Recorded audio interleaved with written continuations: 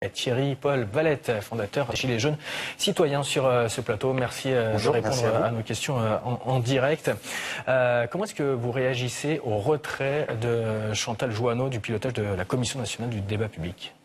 Le débat public, il s'annonçait depuis un petit moment un petit peu particulier avec des zones de flou et on n'était pas sûr du garanti du résultat avec beaucoup de sujets écartés plus ou moins décidés à l'avance.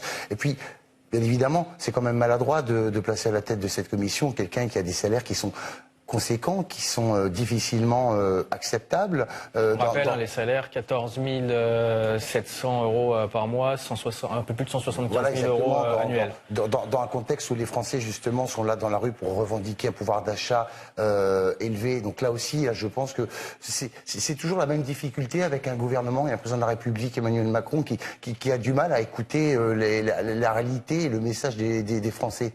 Je trouve ça complètement terrible. Il aurait fallu mettre quelqu'un de neutre et quelqu'un dont les salaires restent quelque chose de décent. Pourtant, Chantal Jouanneau a dit qu'elle comprenait que son salaire puisse choquer. Il y a une grille salariale fixée par l'État et certains présidents de commission gagnent même plus. Est-ce que du coup les Gilets jaunes demandent à ce que tous les présidents de commission baissent leur salaire ? De toute façon, il faut revoir à la baisse l'ensemble de ces salaires, ces rémunérations qui sont excessives. Elles sont excessives, les Français, à juste titre, et les Gilets jaunes ne le comprennent plus et n'en veulent plus. C'est tout à fait normal. Il doit y avoir une transparence. On a parlé pendant l'élection 2017 de la moralisation de la vie publique et politique française. Et donc cette question des salaires est un enjeu essentiel. On ne peut plus prétendre à vouloir diriger un pays, à diriger des fonctions. Alors, bien évidemment, ces personnes-là le comprennent. Mais qu'est-ce qu'elles font pour changer les choses ? Elles ne font rien. Elles ne font strictement rien. C'est regrettable. Et il doit y avoir, à l'issue du Conseil des ministres, un séminaire gouvernemental pour remplacer Chantal Jouanneau, qui conserve quand même la présidence de la commission, mais qui se retire donc du pilotage. Vous parlez de trouver une personne idoine. Qui pour la remplacer, justement ? Est-ce que vous voyez une personne qui vous intéresserait ? Moi, j'aurais vraiment aimé que des Gilets jaunes soient associés à certaines décisions qui les concernent. C'est une commission qui est censée les concerner et leur apporter des réponses. Et puis, on est encore mis de côté. Je trouve ça un petit peu regrettable. Donc, un Gilet jaune à la tête de... Pas un Gilet jaune nécessairement, mais en tous les cas, un groupe de quelques personnes, dont des Gilets jaunes.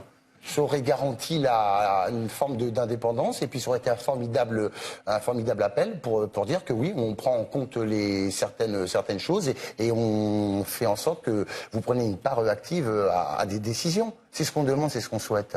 Et vous, est-ce que vous allez participer à ce grand débat national ?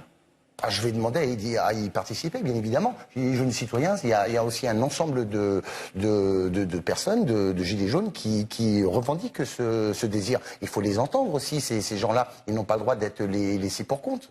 C'est quelque chose de pas admissible. Le grand débat qui doit commencer le 15 janvier, ce sera mardi prochain jusqu'au 15 mars. Et donc mardi prochain, Emmanuel Macron commencera sa tournée des maires à Bourg-Thérould. Exactement, c'est une petite commune de l'Eure. La ville où a été maire justement le député La République En Marche, Bruno Castel, qui avait d'ailleurs, il dit avoir été agressé à son domicile par des Gilets jaunes en décembre. Qu'est-ce que vous attendez de ce premier round mardi prochain d'Emmanuel Macron en Normandie ? Malheureusement, j'attends plus grand-chose. Les seules fois où on a espéré quelque chose du président de la République, on a toujours été déçus. Et de facto, attendre pour ce rendez-vous-là quelque chose de particulier, je n'y crois pas. Et puis, bon, alors, il va sur mes terres, les terres normandes, je viens de Lisieux, je suis originaire de là-bas, sur mes terres, je les connais. Et je pense qu'il y avait d'autres types de communes à visiter pour le symbole que une terre où c'est un député de la République En Marche. Quelle commune, par exemple ? Là, on reste quand même dans le jeu des appareils politiques. Il n'y a pas de neutralité et ça me pose un problème. Quelle commune, justement ? Lisieux, non ? Ça aurait pu être Lisieux, bien évidemment. Lisieux, vous savez, Lisieux, il y a des Gilets jaunes qui se mobilisent, qui sont sur les ronds-points.